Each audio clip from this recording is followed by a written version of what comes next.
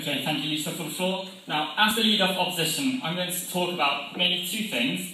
Firstly, why their plan won't even generate the amount of money into the project because of the decrease in consumption by the people. And secondly, I'm going to tell you why even if they do manage to gain the amount of money into the budget, why it's wrong on a principle basis. And those are the 2 points I would like to bring forward from our first speaker. But before that, one main rebuttal to their case. What that side of the House is telling you is that the debt is so high that the credit rating is going to be downgraded and thus we must act. I'm sorry guys, but this problem has been existing for years and years and years. It's not a new problem, and if the credit rating was going to be decreased solely due to this one problem, it would already have been done so already. It would not be something new. Moreover, we tell you that the Japanese economy has confidence from the world market right now because the troubles in Europe have prompted many other countries to turn their money into Japanese bonds, which is still seen as a haven in today's context. And we don't think the problem that they have brought up really exists in the status quo. Our rebuttal to that second point will be incorporated into the latter parts of the speech. So firstly, how that plan isn't really going to generate the amount of money into the budget as they would like. We tell you that by raising the tax, it's obviously going to create it's obviously going to decrease the incentive of the people, of the citizens, to simply buy a product. Because the incentive to buy is made up of, firstly, the need of the product inside the context of the price that it is sold at in the market. And we tell you that we recognize that, yes, the necessities, the daily necessities, your milk, your bread, and so on, that will probably still continue to be bought, but we think that the luxuries are the ones that are going to be affected, the things that you don't necessarily need, but the things you would like to have in your life. We think that the tax revenue of the things coming from luxuries are going to be even more higher because the base of those prices are much higher than your daily necessities. We think that TVs brings in obviously more amounts of tax revenue than if you buy milk and so on. And even in the status quo, you can buy a CD and it generates tax income through the sales tax. No, thank you. But however, after that, people will not have the incentive to buy it in the first place, meaning you have no revenue, simply. We tell you the increased revenue from the sales of these basic products that will also happen under their paradigm is far less important than the loss of the revenue that will come from the luxuries. No, thank you. We tell you that if you raise the tax, people know it's a certain amount higher than before, and it creates a reflexively, it will make you deter from buying the product because the people are in any way sensitive to price change, both high and both low. That's why you like to go to sales and buy those clothes.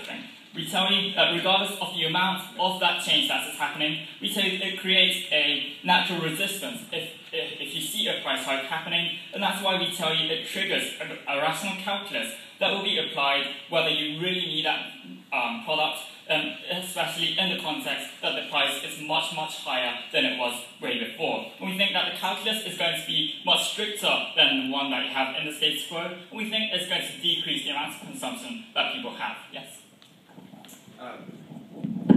The Organization for Economic Cooperation and Development has said that the tax will bring in a great deal of revenue. Do you have any more qualified evidence that says it will not? We think logic is more important than evidence. I'm just sorry.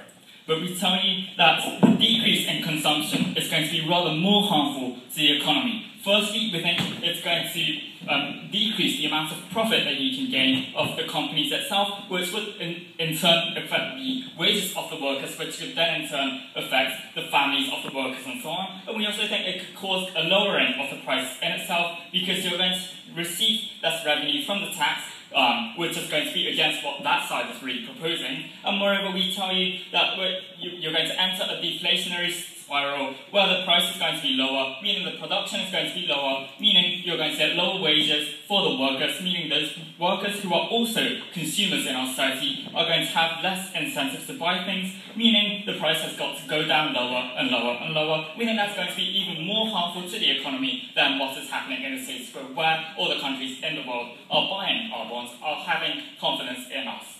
And the second point I'd like to bring to you is, even if everything I just said is untrue, and even if they can generate the amount of budget, I'm going to tell you why it's wrong on a principle level to just hype up the flat tax.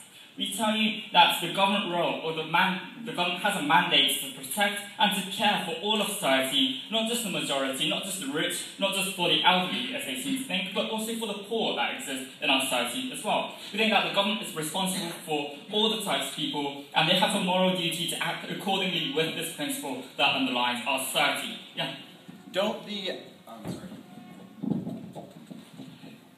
the elderly members of our population tend to be the ones with the lowest income and lowest dispensable spending abilities? Not necessarily. There are poor people who are also young in our society. We tell you that the flat tax is something that affects society as a whole or equally, but we think the burden of this tax in itself is really unequal because the rich can pay the extra amount using the change that they have in their pocket, but the poor must use their budget from the next day to compensate for the increase of for the extra cost that is being created by that proposal. We tell you that even if it is the same amount of money that we're talking about, the meaning of that same amount differs to each and every person depending on their social status, their social class, or the environment they may be in. We tell you that the raising of the flat tax is going to affect the poor people disproportionately and not according to their relative wealth, not according to how much they actually have. And we think this is a clear exploitation of those who are most vulnerable in our society. We tell you after the plan, there's going to be more people who can't buy daily necessities without going deeper into poverty because of the reasons I have told you, because they're going to need to use money from the next day. We tell you it's going to exacerbate the gaps between the rich and the poor people in our society, and it's also going to create a structure